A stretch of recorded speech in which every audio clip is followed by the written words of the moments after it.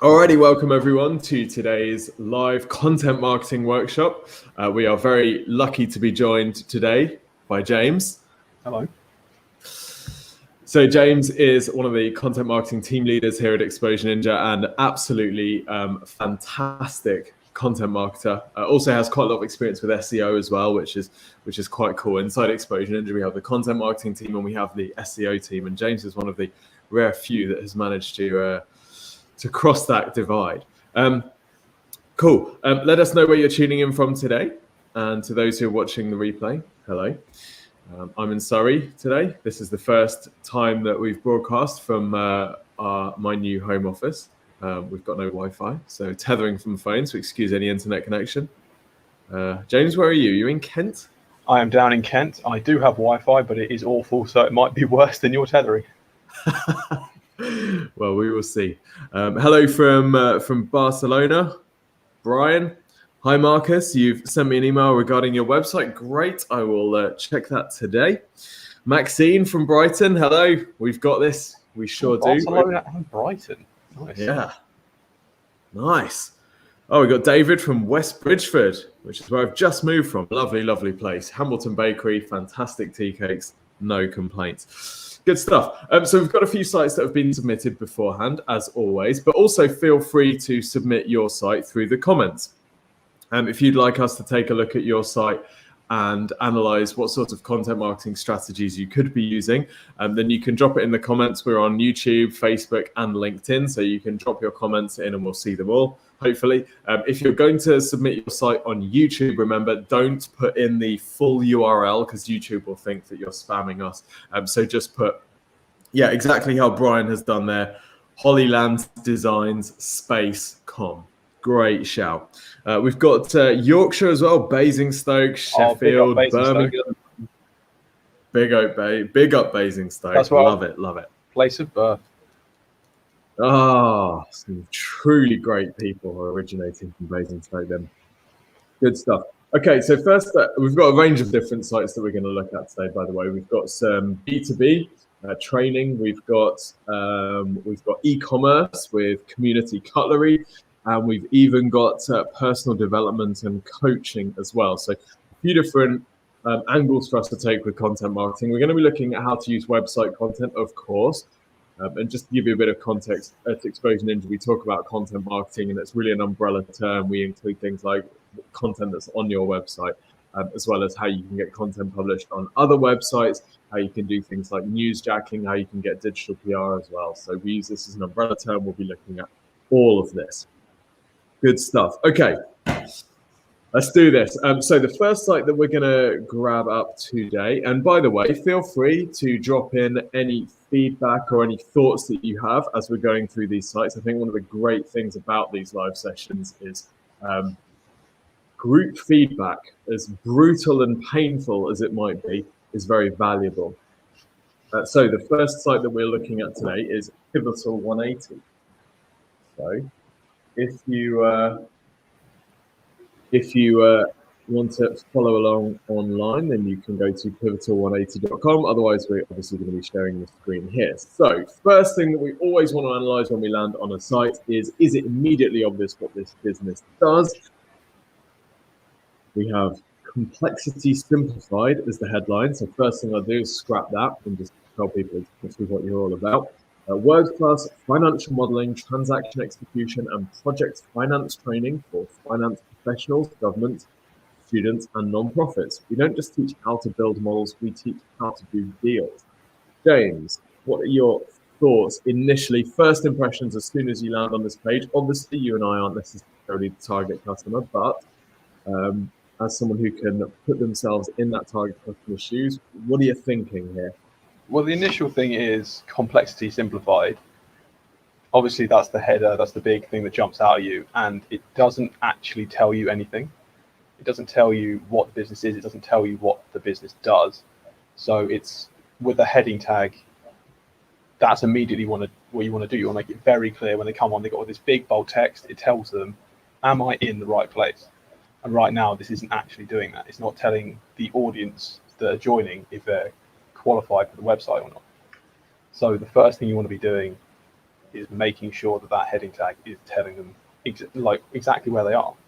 Have I clicked on the right website? Have I found the right place for me? And the text underneath that is kind of supplementary. It can help reinforce that idea. Yes, I've then landed on the right place. So you want to kind of combine those two into making a very clear statement that just says, "This is what we do. You are here. You should be here." And right now, we're not getting that information directly. Yeah, agreed. We've got a number of we've got kind of lots of different categories going on, haven't we? Let me know what you think in the comments as well. But we got world-class financial modeling, transaction execution, project finance training, and then we've got for finance professionals, governments, students, non-profits. Then down here we've got renewable energy, infrastructure, and non-profits. So we've got these kind of 3 separate buckets, each with 3 things in. And at the moment, I'm finding it a little bit difficult to nail down the target audience exactly as James said. Ironically, complexity simplified is exactly what we need above the fold here. Okay, so there's some conversion optimization pieces and some kind of clear messaging and stuff that needs to go on through this site.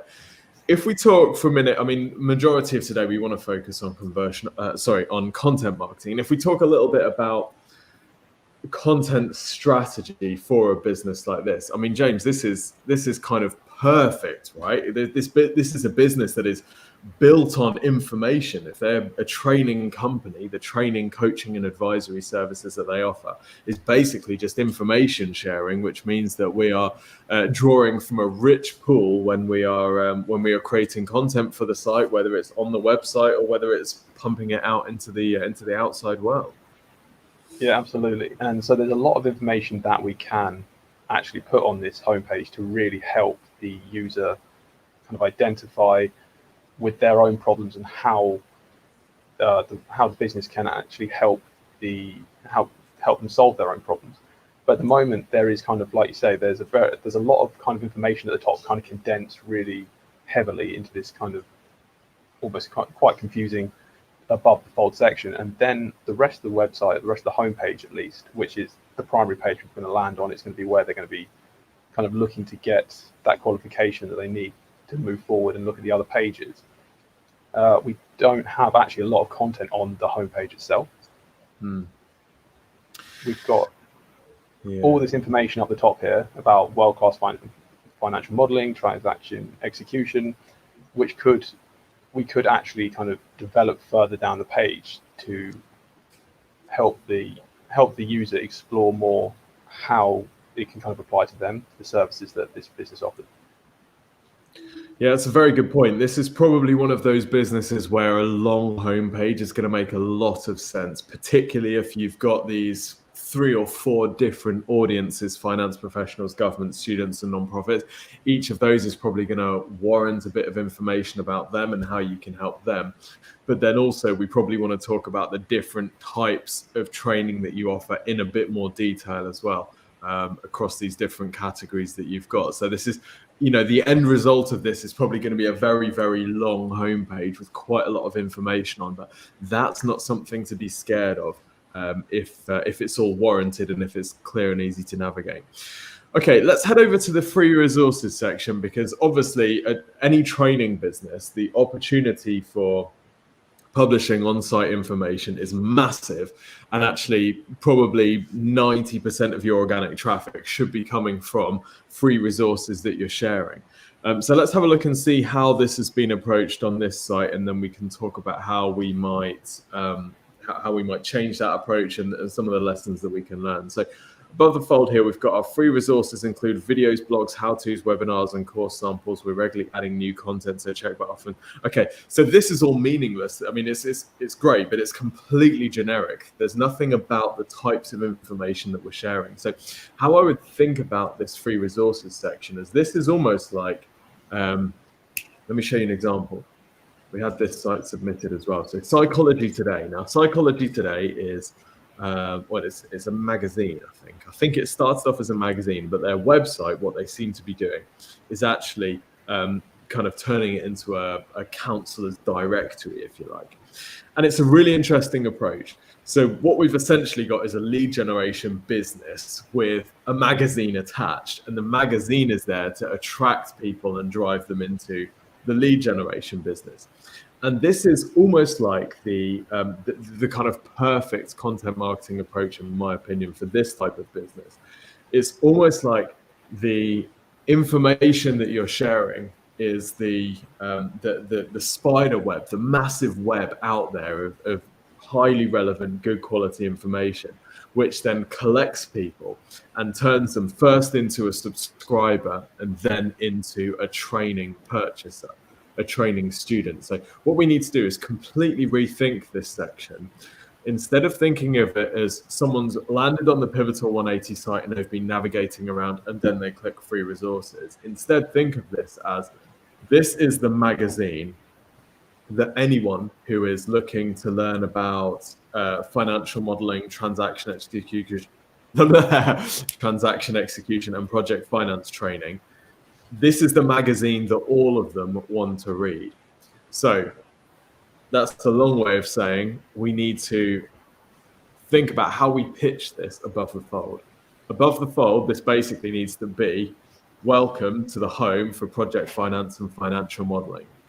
Any information that you're looking for about this topic is going to be here. Then we need to have it categorized really nicely. We've got the start of that. We probably need some kind of audience call out. We need to make this subscription way more appealing. You know, sign up for the project finance and financial modeling insiders club to get your free project finance templates, or, you know, whatever it might be.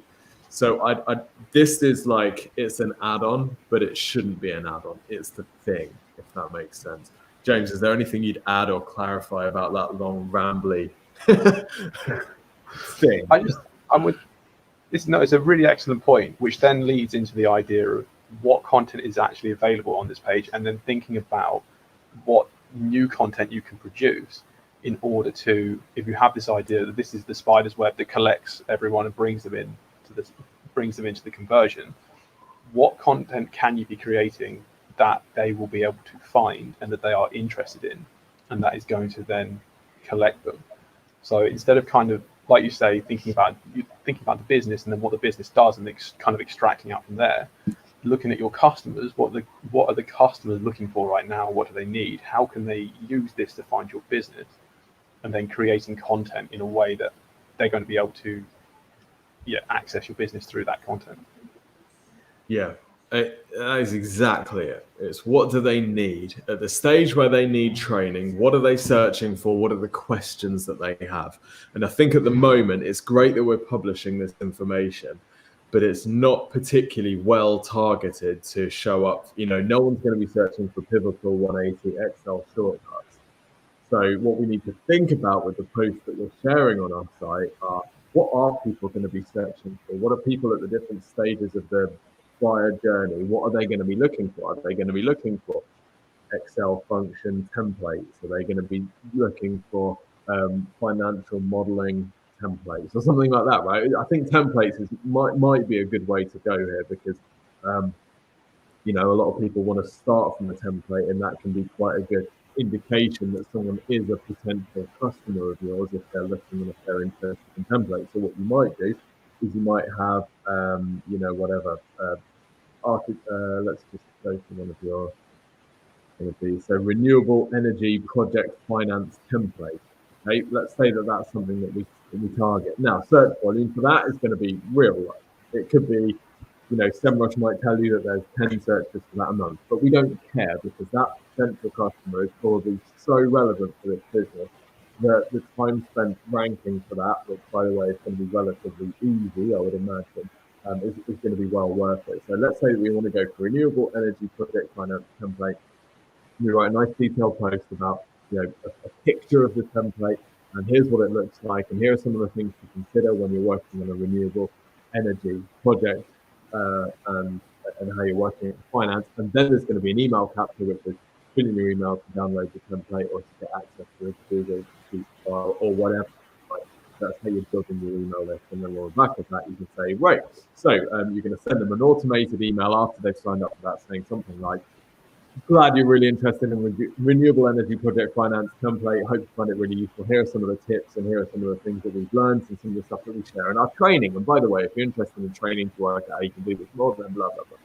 So it all starts from understanding what people are interested in and what they kind of want to learn about, and then providing them that. Okay, and then as we move on from that, it's all about getting links. So James, as a CM master wizard, if you were looking at this and you wanted to pick them up some good quality links and get coverage in the sort of places their target audience is looking, where do you start? What are the kind of thought processes you're going through? Well, my initial thought process is that because this is an educational service, because of the way that it works, is being an expert in and offering training is a really good kind of people are often looking for experts and resources to help back up their own materials.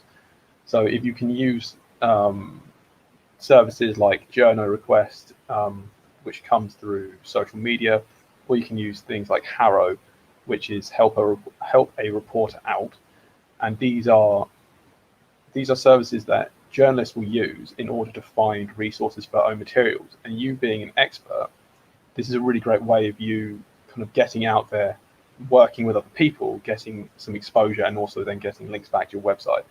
That's probably the first place I'd be kind of thinking, because of the educational aspect of this website. That's a really good kind of source, because you'll be an expert in a lot of different areas as well, and you can which gives you kind of a broader kind of reach than maybe some other more niche websites.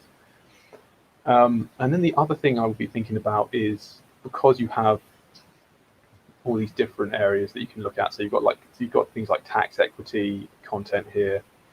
What was the other one? Project finance. There's a lot of financial websites out there which would be excellent to offer guest post outreach to.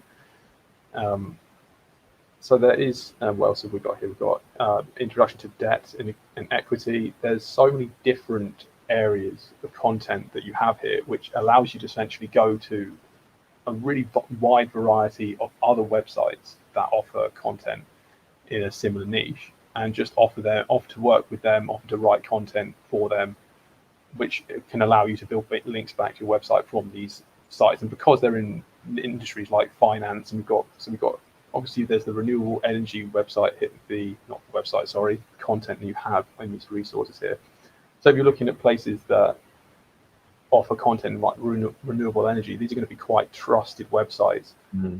So working with these websites, getting links back to your website, it's going to be some really quality links that you can get here, which again, like financial industry, again, really high quality stuff. So this is going to be those sort of areas are going to be really valuable for this website.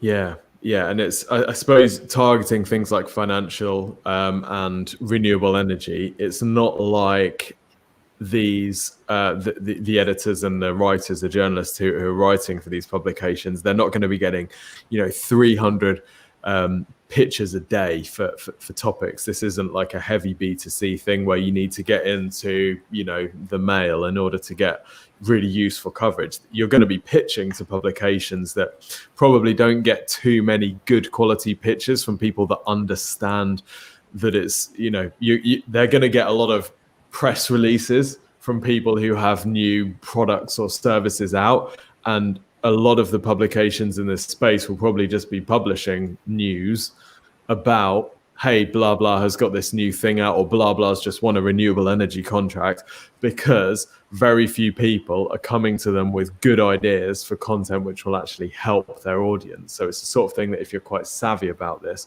you shouldn't have a ridiculously hard time getting some coverage, and if you can demonstrate your expertise and talk to them in the right way, that would be a great thing to do, because you're right in front of your target audience. Yeah, exactly. And this is where you really leverage the fact that you're an educator and a trainer, because that really puts some authority behind your voice, like you say, rather than being B2C in the same sort of way as other businesses.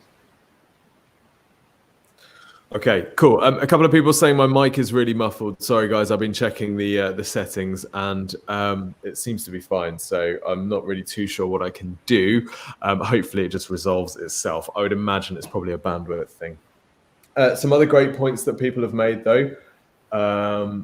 People saying that the email at the top of the page, sales@pivotal180.com, is a bit of a turn off. Would totally agree with that. If you email a sales at email address, what you're going to get? You're going to get pitched at, right? Someone else saying, very good point.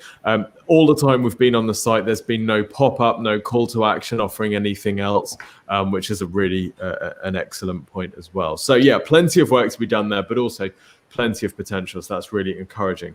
Okay, so we've got another couple of sites that we've got lined up. But before we carry on with those, let's do one from the audience. See who was first to submit.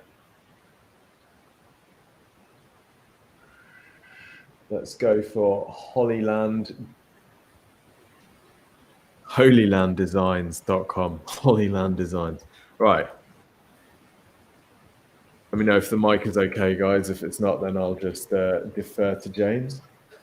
That's sounding much better. Nothing changed.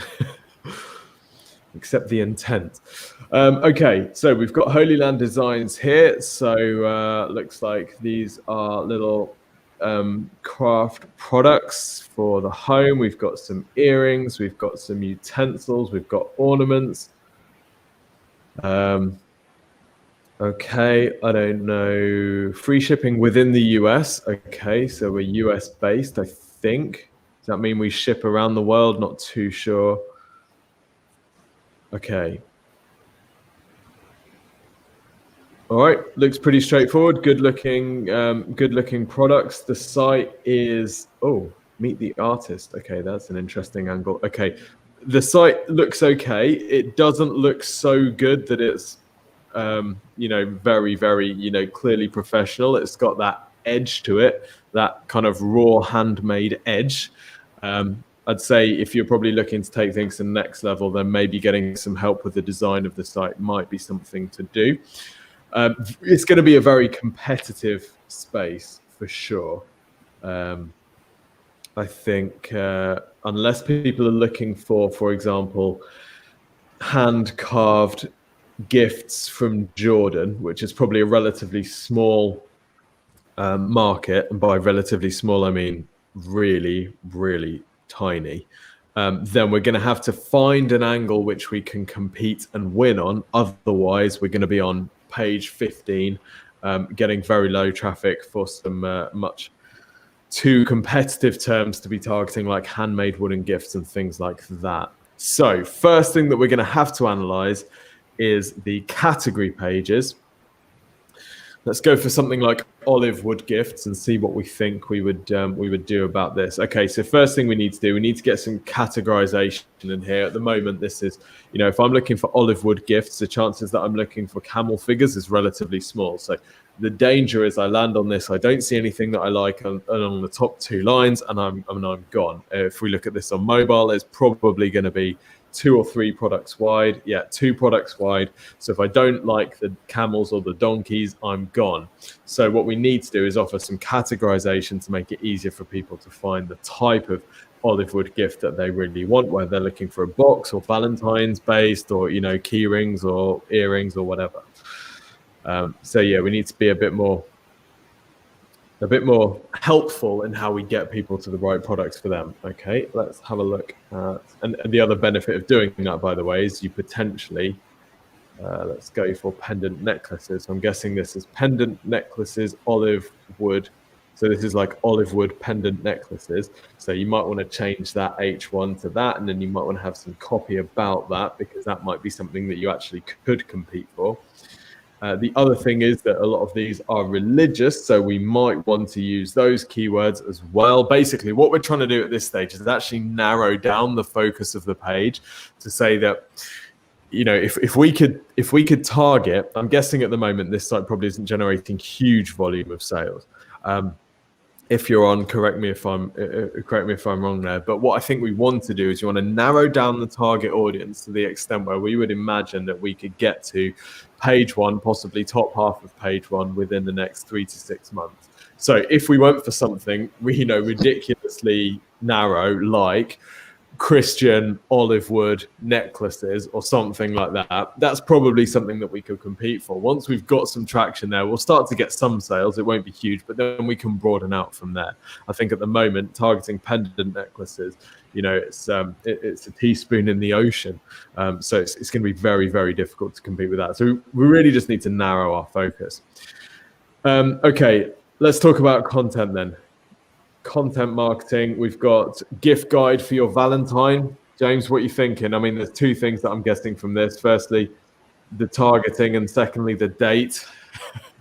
Yes. So I've just been having a look through a lot of the pages here, thinking about this, and I think you've really hit the nail on the head with the fact that this website really needs to be thinking about keyword targeting, and this gift guide for your Valentine is a perfect example of that.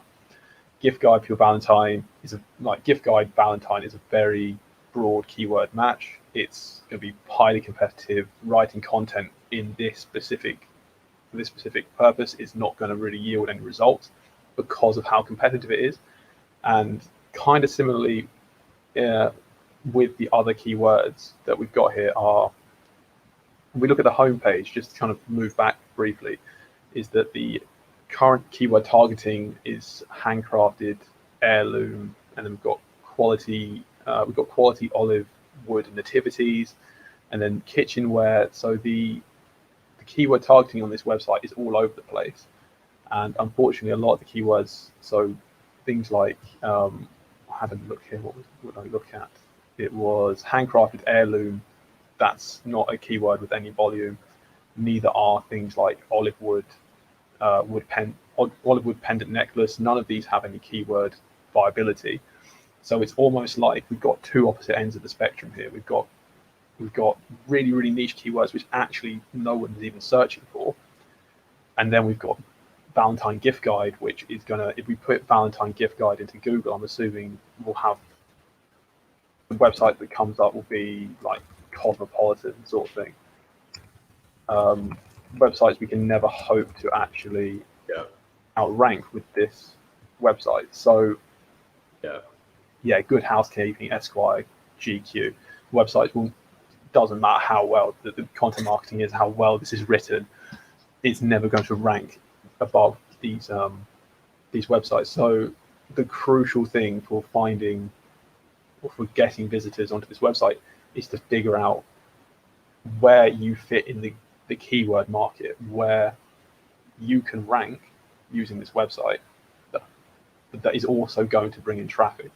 It's a really important thing, like Tim said on the last website, where if you can find a term which is super, super relevant, it's low competition, it might only have a volume of 10, a volume of 100 maybe at max, but it's really small volume.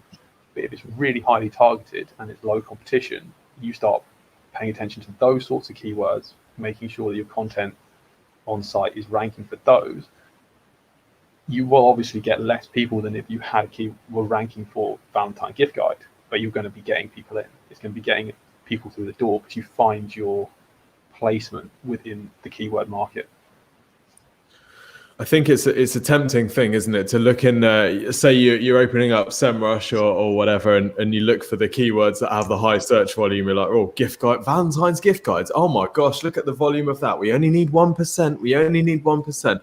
This time next year, Rodders. And the trouble is, you're not going to get anything like 1%. You might get 0.000000001% instead. So yeah, you're right. Play the games that you can win. Exactly. So you'd be looking for, in terms of like, if we're looking at an example here of Valentine's gift guide, you'd be more looking for keywords around the sort of content like wooden gifts for Valentine's Day. Yeah. Something very, very niche. I've just looked this up, doesn't have any volume either. So you'd really have to it's going to be a lot of time investment digging into where the keywords are here that you can actually use. So it's going to be quite a bit of effort, I think, in this, because it's a very, very niche product range. But even something Olivewood Valentine's gift guides, if the business is new and startup, which it looks fairly that orientation, or at least the e-commerce piece is, then Olivewood Valentine's gift guides or Olivewood Valentine's gifts, that's something. If you have a look at the pages that are ranking for that, then they're not actually, they're like single product pages, right? Or they're Olivewood gifts as a category, not Valentine's gifts. So we've either got Valentine's gifts, or we've got Olivewood gifts, or we've got single products for Olivewood Valentine's. But we've got nothing that combines them. So the fact that you're not actually getting optimized pages that are targeting that phrase tells us that, even with a fairly, starting point site, you could probably get some pickup for that. Yeah, exactly. And once you find your keyword niche, once you find those keywords that work for you, you can really start to, because it's such a niche environment, that when you start to build up your relevance in this topic, you can really start to dominate in those areas. So it might be really niche, but you can get to the top and really do well in that niche. Yeah. And then once you're generating some sales, you can go from there. But the first step is to generate sales. What you don't want to be doing is investing 2 years in SEO before you get your first sales through consistently. Okay, cool. All right, let's keep going with sorry, I've got a screen over here, which is why I'm often looking over here, because I don't have Wi-Fi yet. I can't get my little iPad of the thing there. So I'm looking all the way over here to see what people are saying. Brian says, we haven't needed e-commerce up until this year. That's why we're behind on it. The blog isn't the focus for us, but I'm seeing the value in it given how much is being focused on. Yes. I think the blog could be really good. And one of the reasons I think the blog could be really good, don't get me wrong, influencer marketing could be amazing for you as well. Find some, particularly if it's religious, find some religious influencers that are very targeted, exactly the same as we're talking about keywords here. Go for ones which are super relevant, even if they have smaller followings. Send them some product, get them talking about it. That could be really cool as well. But the great thing about the blog is if you can get posts ranking consistent, they'll rank forever. If they're good and if you're targeting the right phrases, and that's the sort of thing that you can build huge traffic volumes on lots of small blog posts that are ranking reasonably well. So you can, and that also then passes on the authority through the rest of the website. It helps Google really understand the relevance of the pages, which then in turn will help pick up the e-commerce pages, because it will start to understand, this website's writing about this content. We're ranking it in these keywords that are related to these products. And then it creates the internal structure of the website will just get stronger and stronger. Absolutely. So lots that you can do there, but loads of potential. And keep going. You're probably going to have to write 50 blogs by the end of the year. There's the good news and the bad news. Okay. Next site we're looking at, B2C e-commerce community. I think it's B2C e-commerce. This is Community Cutlery. Now, this has blown my mind to a whole new world of knives and kitchenware. So, site looks not like super, super high end. I hope you don't mind me saying that. But what it does look is sort of, it looks legit. I wouldn't be averse to buying from this site. I think the design tweaks required to make it look high-end are probably very, very minimal. It's things like fonts, letter spacing. I think the photography is pretty decent. Things like the size of this, the kind of translucent screen that's over it. Get a designer to have a look at this, and they'll be able to do stuff that you're like, oh, what? That's a tiny little tweak that makes it look a million times better. So it's small tweaks to design to make it look better. Okay, let's look at kitchen knives. I already kind of know some stuff that you can do for this. First thing we're going to do, actually, before we do anything, we're going to stick this in Semrush and see where it's ranking. So Semrush is our tool of choice for, let me just get rid of that. We want to search for the whole domain. Semrush is our tool of choice for analyzing sites. Gives us a good indication of where the site is ranking and how much visibility it has. Oh, not very much visibility at the moment. So some opportunities there. Okay, kitchen knives. This is kind of what we've already been talking about, right? The theme of today is not play a big game, play a bigger game, actually play a smaller game. So more narrowly define the game that you're playing so that you can win. So kitchen knives, we're not selling, ordinary kitchen knives here, are we? If I type in kitchen knives, I'm probably going to be getting all sorts of stuff that you might say is garbage. Compared to those knives, they are, yeah. Yeah, exactly, yeah. So we got, it's like, right, we're not going to as soon as we see Amazon and Argos on the homepage, we know that it's going to be tough, given that this site, again, doesn't look massively well established. However, what we do have is a relatively small number of what look like brand names. That looks gnarly AF.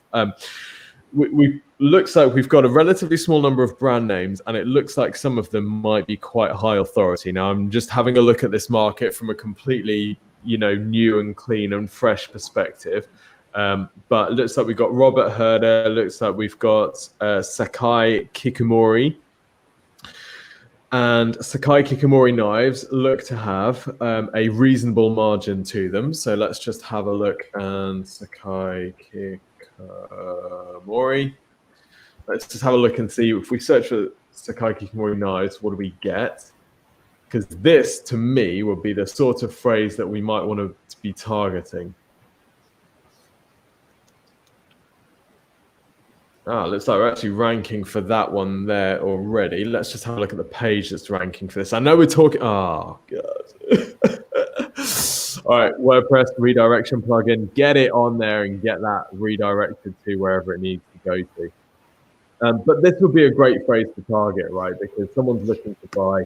The top site that's ranking is a .jp, so it's a Japanese site. So I'm going to be less likely to click on that if I'm buying, because, it doesn't look like I'm going to be buying from that site anytime soon, because I highly doubt that they have e-commerce. I think this site was built before e-commerce was built. And what else have we got? Let's have a look at some of the competitors here. And you're going to dominate them on content. That's what you're going to do, because they're not going to be trying as hard as they can. So we've got a bit of text copy here. We don't have Sakai Kikumori knives. We've got Sakai Kikumori, just the phrase. So firstly, go deeper. This looks whack. It looks terrible. No amount of white drop shadow. That should never be used on a website. So that is really bad. So what I'd really like to see you do would be to build out really amazing buyer's guides for knives, particularly, Sakai Kikumori, buyer's guides to these knives. Maybe we could get people who are, chefs to talk about their favorite knives. Maybe we could get tips on how to maintain your Sakai Kikumori knife, knowing that anybody who's searching for that might be buying more. So I'd almost build a magazine for like high-end knives. And that would be, Go on, what you'll also be doing is simply having under your shop navigation, having a specific Sakai Kikumori knife section. So all of your knives are categorized from different brands in a category page, and that will help any e-commerce search term that someone's looking for. If someone's looking to buy Sakai Kikumori knife, I'm butchering the name there. But if they're using that sort of term, Google will want to display for them an e-commerce page. So if you have one that's specifically targeted for this keyword phrase, if you have one that's targeted at this knife brand, then by having that, and also with the kind of lack of availability of competition, your page is going to perform really well, because there's not really much else out there that Google's going to be able to display. It's a very good point. Very good point. Actually, the Sakai Kikumori, and I'm also probably butchering it, I'm just not as apologetic about it. The page that should be ranking is the Sakai Kikumori category page, right? Isn't it? It's the page that lists all those products. Someone has made a fantastic point. Tridum. One thing I noticed about this knife shop is the product images. Not really a fan of the color the knives are photographed on. Doesn't really fit with the site, I think. I actually completely agree here. It's a very, muddy butterscotch or something. There's some like strange shadowing going on as well. So yeah, I think clean product imagery could do you a bit of a favor here. I'm not sure about the matching between this turquoise and the, I don't know what you call that, yellow ochre or something. So yeah, not massive. For me, there's some quite attractive images of the knives, like on the homepage, as kind of not really in use, but they're on a chopping board or they're kind of lying next to some sort of food product, which kind of gives it, I guess it also gives it a sense of scale, like how big is this knife that you're buying as well? Are you buying the right knife for you? That is an excellent point. Yes, absolutely. In fact, there is one business that sells an axe. What is it? It's Best Made Co. It's very relevant for this. Don't tell me they've gone out of business.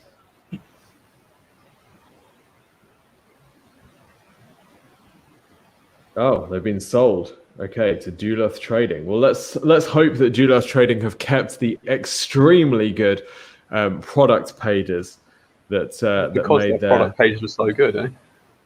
Yeah, exactly. They bought the business because they right. Where's it gone? Don't tell me you've ditched the axes. They've got to be here somewhere. Anyway, Best Made Co sells like a $300 axe. Right, here we go. Oh, they're on discount. Oh, Duluth, what are you doing? But look at, this isn't even, what? Right, okay. No, they've ruined it. I cannot believe they've ruined it. Okay. What did it look like? So let me tell you about what this page used to be like. You landed on the page and you got the best, highest resolution product imagery I've ever seen. Now, bear in mind, we're selling an axe. So this is not a product which is sold for its finesse, right? You're swinging it as hard as you can at something that's very ugly. So it doesn't need to be beautiful product imagery, but it was stunning. I can't believe it. They've ruined one of the internet's greatest assets, one of e-commerce top lessons. They've ruined it.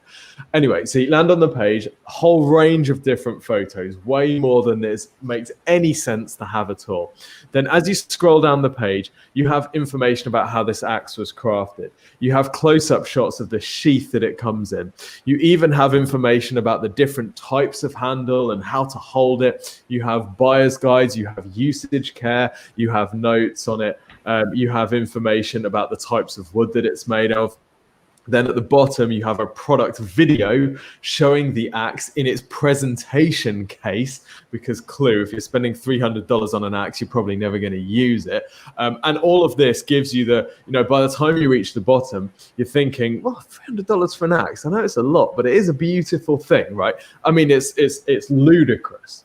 It's utterly ludicrous. But here we have a sort of similar thing. Whereas if I'm coming on this and I'm thinking, oh, £365 for a knife, yeah, it's a little steep. Maybe if I know this brand and I'm into it. But I think you could persuade me to buy this. With a great product page. So here we've got kind of 5 lines. What I want you to imagine, the salespeople that come around your house to sell you the vacuum, or they sell you the dictionary set, or they sell you the fire alarms, right? And they're there for 2 hours giving you a demo of the vacuum. And we had a guy come around to our house when we were young, and he lifts up the sheet on the bed and he sucks the duvet, and it's this black stuff that comes out. And you're thinking, well, £1,000 for a vacuum cleaner is mental, but he's just convinced me that actually I'm sleeping in a cesspit and I need this thing. So I wonder if there's a similar sale here. So we've got the knife, we've got how it's built, we've got some beautiful detail about the heritage of the brand and some information about if Sakai is a person, about that. Some people are going to know this, but other people aren't. We've got information about this particular knife. We've got information about the handle and how the blade is forged in the Japanese whatever, right? And this is how it's presented. And by the way, here's what it's absolutely great for. So you're going to be selling to a fairly educated audience anyway, but you're really, really selling the sizzle as well. And I think that could actually help you cross over into there's a category of consumer that I'm going to call my brother, who spends a lot of money on things like this because he'll all of a sudden get into knives. And then there's a story that he can tell when people come around his house. So then, it's, not to get too carried away, but there's then a kind of mass marketing play. Like, let's look at the world's most expensive knives, or maybe we could do an Instagram piece on why is this knife £400? That's ludicrous. Well, actually, no, it's not, because watch this video. Watch how it cuts through this iPhone, or, whatever. So I think you could go really, really, really heavy with this if you wanted to. Now, if we compare this to what we've got at the moment, and I'm doing that to kind of contrast, what we've got is essentially a commodity sale. If you know that you need this particular butcher's cleaver from this brand, then, hey, if the price is approximately right, then may as well buy it from us. Although we have no information about delivery, we have no information about why buy from us, we have no information about guarantees or warranties or anything like that. So actually, even if people know they want this and the price is right, they might still not buy from you. But, look at the contrast there with how we might want to play this. So yeah, all purchases are covered by a 21-day money-back guarantee. Right, let's get that at the top of the, you can't see where I'm pointing on the screen, obviously. Let's get that at the top of the page in the benefits bar. Let's get your delivery terms there. Let's get the fact that you are the experts in knives, and that you live knives. And then let's get some personality on this page. Let's get you talking about why this is a beast, why this butcher's cleaver is an absolute monster. Let's see it hacking through something severe. And let's just sell it a little bit more. Let's imagine the salesperson coming to your house and talking for 2 hours about this butcher's cleaver. What are they going to be telling you? They're not going to walk in and say that. Do you want to buy it? Right? They're going to go to town, just like I have. So yeah, do more. Do you remember the M&S food adverts where it's not just food, it's M&S food?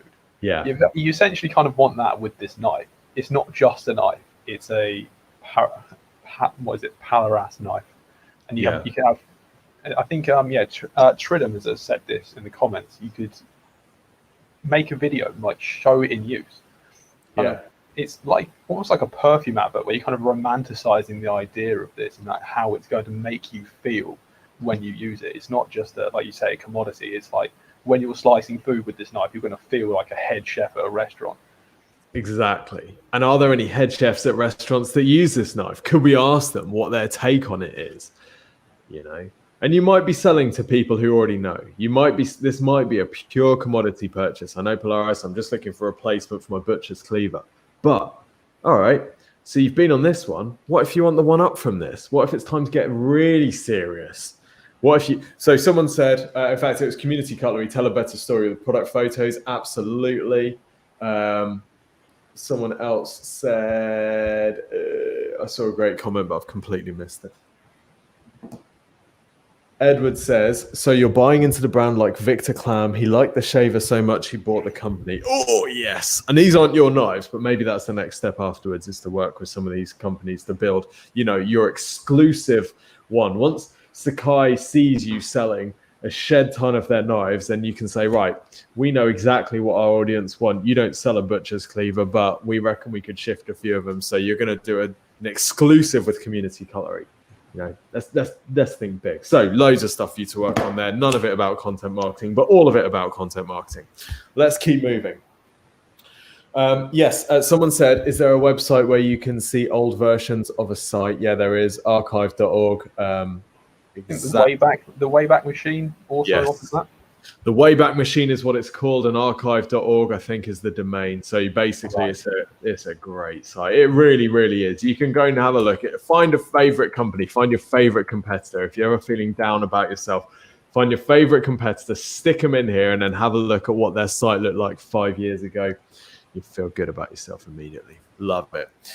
Okay. Indre said, sorry I missed, but what is page with axes? It looked really good example page that I would like to have a few ideas from. Indre, it was a good page. It was bestmadeco.com, I think. bestmadeco.com. So go and have a look.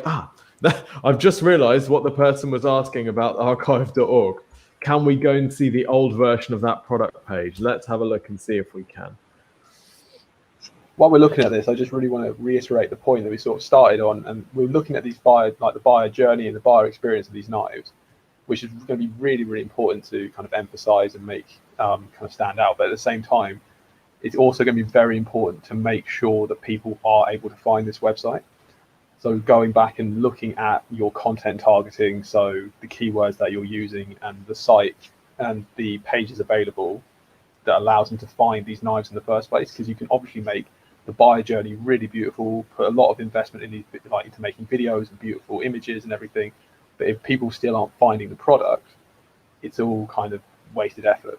So making sure that the content on site is being built up in a much stronger way. So looking at things like, because these are premium knives, these are high-end luxury knives, making sure that when people type that sort of search into Google, that's where they're coming out at. Yeah, it's a great point. And I think one of the great things about really going to town with on-site content is it helps you sell, but it also helps you get that visibility, right? Because we'll come back to this page in a minute. It helps you get that visibility, because if you've just written a 2,000 word product page selling the hell out of this incredible knife, well, you're going to get loads of stuff in there. You're going to have keywords, you're going to have, related topics, you're going to have, there's a lot of information in there. That page is going to rank well because your competitors aren't writing much at all. And if your entire site takes that approach, then you're in a completely different place to your audience. Okay, so this is the Best Made Co, the Wayback archive.org. Now, one of the things about archive.org is that we don't always get the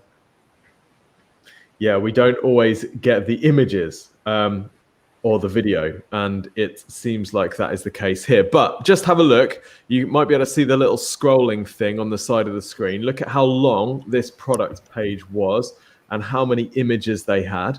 By the way, look at how many different finishes you could get. I'm not sure if this was the specific product or if there was another axe type. But as we go down, we've got all these like little guiding notes, that little, oh, by the way, proceeds from this axe go to. So you're not only buying the $300 axe because you're an awesome axe monster, you're also helping people. There's a story behind it. Then here we get the story of the axe. We get the specifications, the materials, the origin, notes, care. What's this? This is pictures from in the field. Obviously, we can't see those. Then we've got the video, which also you can't see either. It hurts me. It hurts me. This is, why would you buy this and then just kill it? Kill the competition. Yeah, yeah. That's it. They're selling too many of these axes. Damn it. Okay, let's keep going. That was another pre-submitted site. Let's have another look at one site that we have been sent over during this session. By the way, I hope this is all useful. Even though we're talking about knives and even though we're talking about training, we're really not. We're talking about any e-commerce or any content type business as well. Okay. Someone says, how much blog posts should we have on the shop to get good organic ranking, Tim? It really depends on the length of the blog post, the target, how big your market is, how competitive you are. It really depends. But what we would say is go long. If you had a choice between writing one ultimate guide versus 10 tiny little snippets, go for the ultimate guide. Anything to add there, James? I would agree. I think it's people get on this kind of, they jump on this kind of bandwagon, this idea like, I'm going to write a blog post every day, or at least like once a week. And every week I'm going to put out a blog post. They're not thinking about the quality. They're not thinking about how it's helping people. They're just writing a blog for a blog. So I think the most important thing to do with any blog is to make sure that it has a purpose. So there's a reason for it being there. And once you've written it, it fulfills the purpose that you've intended it to. So if there's a query, you make sure that you're answering that query properly. If it's a guide, that the guide is complete. Don't just throw out any old content just so you can stack up more pages on your website. Make sure that this content is great content that people are really going to engage with. Because if people start engaging with it and it works for the purpose, then it's going to perform well. If it's an ill thought out post that just exists to be a blog, people aren't going to use it, and Google's not going to have much interest in it. Very, very good point. Yeah, I think the threshold has is continuing to rise. What it takes to get ranking. Tim's got another question here, which is the best length for a blog post. And the best length for a blog post is the length of content that is ranking at the time. So if you look at a query, let's say you're trying to write about the best kitchen knives of 2021. You have a look at the posts that are ranking well for that phrase, and you can there's a bunch of different tools. I use a tool on Google Chrome, which is called Word Count Keyword Density. It's just a little plugin that you can get, and you can click it and it will tell you how many words are on the page. So if all these blog posts in the top 10 have 1,000, 1,200 words, that's the target you kind of want to be hitting. If they've all got 600, that's the target you want to be hitting. If they've got 4,000, that's the target you want to be hitting. You want to be hitting the target which makes sense to Google, that Google is ranking for this term. Because if you set a benchmark of I'm going to write a 1,000 word article, but all the other content there is actually 500 words, Google's going to see your long article and think it's not relevant for this term, it belongs somewhere else. You want to be going with what works, essentially. And I guess the other thing to think of is if they're all 1,200 words and they're ranking already, you're not ranking yet. So you've got to crush them into the ground. Yep. You've got to give Google something that's so good, it looks at yours versus theirs and says, well, theirs just looks rubbish in comparison. So if they're 1,200, you're at least 1,200. What Google tends to do is once it gets some new content that kind of it makes sense for that keyword, it will start putting it into different positions. So it might throw it into position 9 or 10 at the bottom of the page. If people go and see that and they click it and it's really great content, then what they're going to do is they're going to stay on the page, they're going to engage with them more, and then Google's going to see that people are using this content and they're going to start ranking it higher. If they test this content and it's not well done and people don't like it, they bounce back and they go for something else, Google's going to go, well, I don't think, this isn't right for this phrase, and it's not going to rank it. So you kind of get, a lot of times you'll get a sort of tester.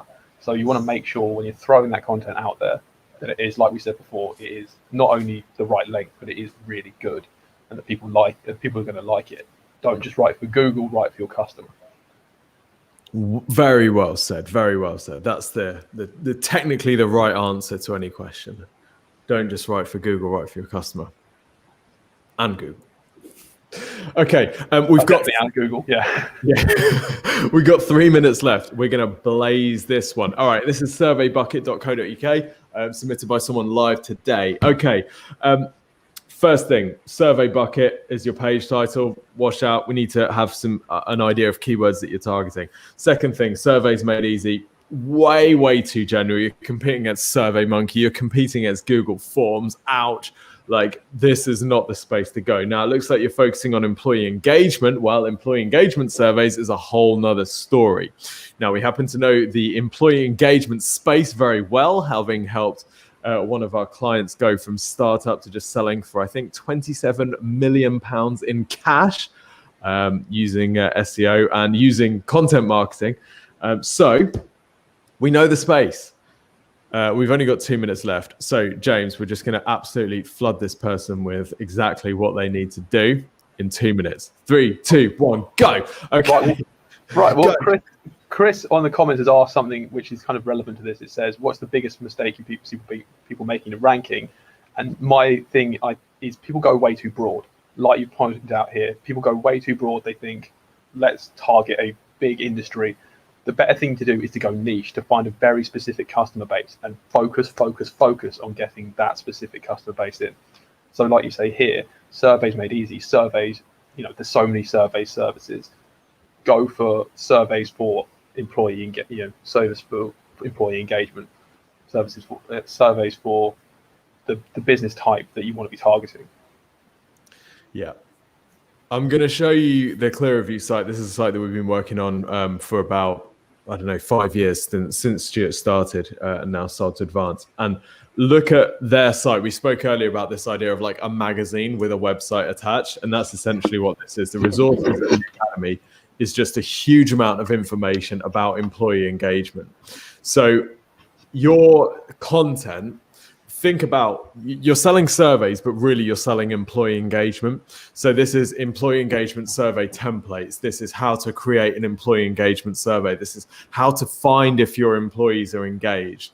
This is how to tell when your employees aren't engaged. 5 steps to see that 5 steps to check your employees' engagement levels. So I would think about, for your content strategy, it looks like there's nothing on this site of blog or content or anything. So we need that. That is the majority of the site. 90% of the site and 98% of the traffic will be this information, and it's all about employee engagement. Oh, and by the way, we have a survey platform that you can use with a whole bunch of employee engagement tools built into it, which is really useful. Here's some insights that people have had. Click here to sign up for free, whatever. So this is a content site with the survey tool attached. So go big, go hard. Check out clearreview.com. They've done a really good job. First great thing they did was choose Exposure Ninja. And then second thing they did was just let us go really, really hard with content marketing. So yeah, go and do that. Loads of potential in this space. That is exactly the route to follow with this.